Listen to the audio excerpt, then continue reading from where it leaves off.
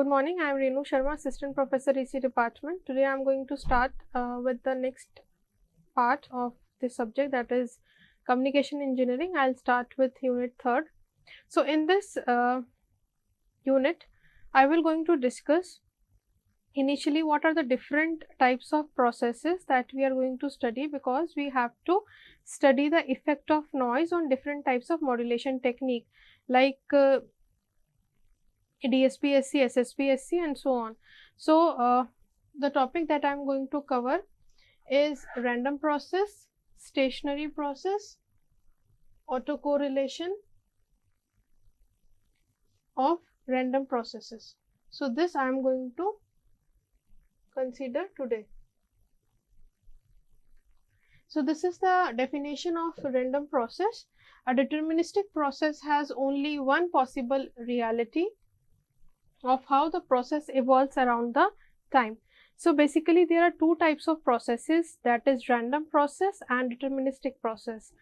Process means any experiment that you are going to consider, like tossing a coin. A single coin is being tossed, then you know that it is a deterministic process, because only either head will come or tail will come. There is no other option of the output that is possible. So, that is a kind of deterministic process. But when we are talking about noise or any kind of signal whose outcome is not predetermined, whose outcome is cannot be predicted, it is known as random process. So, in a stochastic or random process, their outcome uncertainties in its future evolution described by the probability distribution. So, we are going to plot a probability distribution graph where we can see the stochastic or random process. So, even if the initial condition is known, there are many possibilities the process might go to, but some paths are more probable and others less. So, this is that some outcome has greater probability of outcome than the other outcome. So, the addition of all the possible outcomes is equivalent to unity. So, many time varying signals are random in nature, like noise, image, audio, usually unknown to the distant receiver. So, random process represents the mathematical model of these random signals. So, basically a random process, its definition is, or a stochastic process is a collection of random variables indexed by time. So, this is denoted by this particular notation xt comma s. So, this is a random process that is denoted by x, and it has two independent variables, that is time and sample point of the random experiment. Also, its simplified notation is xt, where t is the independent variable and x is dependent on t. So, that is a simplified notation of random process. The difference between random process and random variable is a random variable and outcome is mapped to a number.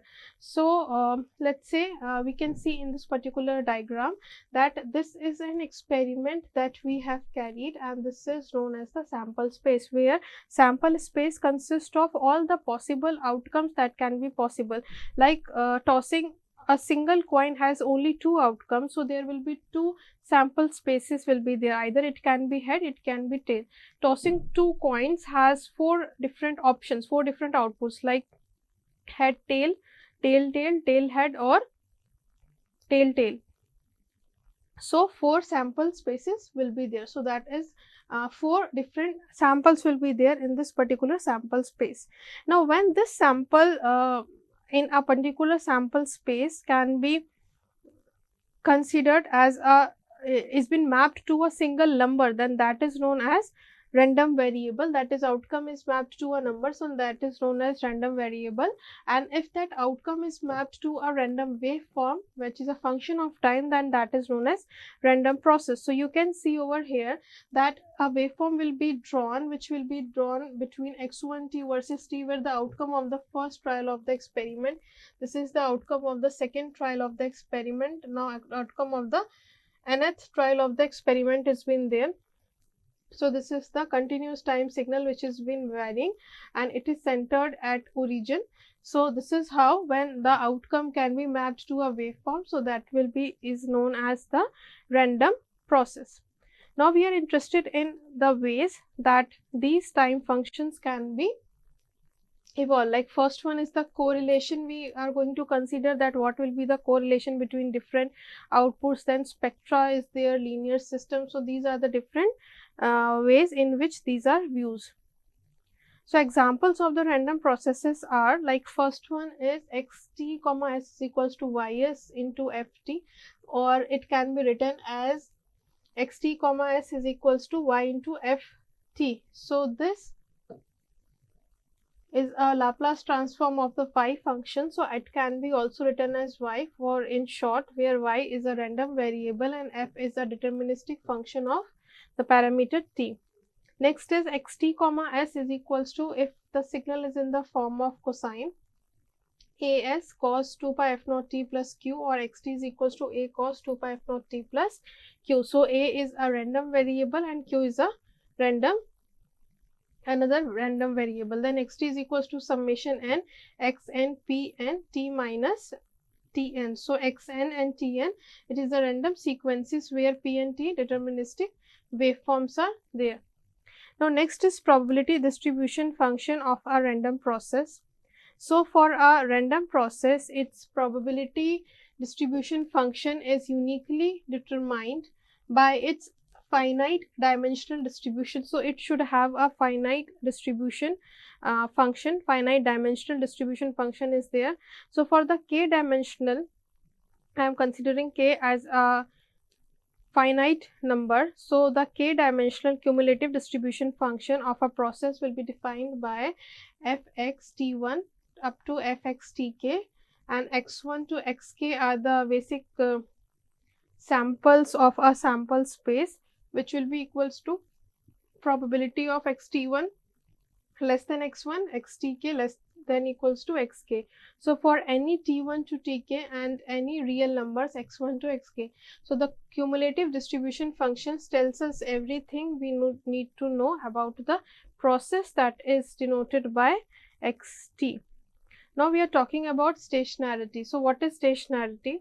In general, the time dependent and full joint PDFs are needed to be described a random process for all the possible values of n. So it is very difficult to find all the PDFs.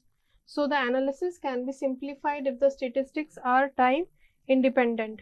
The random process is called as the first order stationary if fxt is the CDF of the random process xt at a fixed time interval, that is denoted by t. So that is the stationarity. Means if you want to process any continuous time signal, you have to consider a time instant where you are going to consider that it is a stationary signal. Then only you can process a particular kind of signal. Now the PDF fxt is independent of time. The mean and variance of the first order stationary random process are independent of time. So it will be denoted by mu x t1, that is at time instant t1, and its shifted version. So the mean of two signals will be same and also its variance will be independent of time. Next is strict stationarity. So strict stationarity process, or the strongly stationary process, is a stochastic process whose joint PDFs does not change when it is shifted in time. So definition is, a random process xt is said to be stationary if for all the values of k and all the values of tau, its value will be defined at t1 t2. So that will be means it is stationary at all the instants of time. Next we will see the correlation of random process. So correlation and cross correlation, there are two terms. Correlation is when we are going to see the relation between the signal and its time shifted version, the same signal, and when we are going to see the correlation between two different types of signals, and that is known as cross correlation. So it is somewhat related to covariance only. So covariance of the two random variables is defined by this formula, when the expected value of x around the mean multiplied by the expected value of another signal y around its mean will be calculated. So this formula is being simplified into expected value of xy minus mean of random variable x and mean of random variable y. So consider xt1 and xt2, samples of xt at t1 and t2. So xt1 and t2 are both random variables. So we can also define their covariance, which is given by this particular formula. So that is the covariance between the two random variables. Then the autocorrelation of the deterministic energy signal is given by this particular type of formula, that is Rx tau, integral from minus infinity to infinity xt, x conjugate with t minus tau, and integrated over the interval, that is t.